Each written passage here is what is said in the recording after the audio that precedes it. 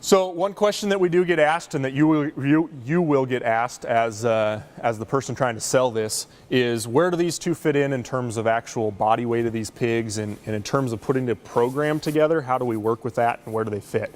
So there's a couple different options, and it's a traditional style program where we're going to go starter, grower, finisher. More than likely, the kids that come through and they're going to want to purchase this feed are going to be purchasing those pigs in the 50-pound range, plus or minus.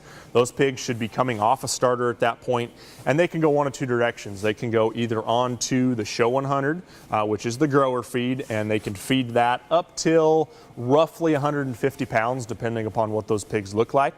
And then beyond that, they can jump into the Show 100 finisher and use that feed all the way to the end.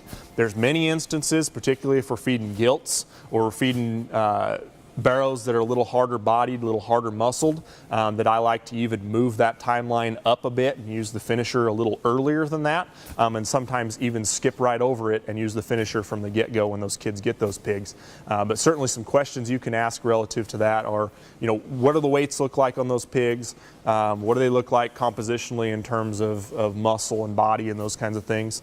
And if you're comfortable at dressing those, then those feeds can be used a little differently than maybe traditional grower or starter grower finisher. But certainly that is a nice program to get people set up on that may not be familiar and never have used this feed before.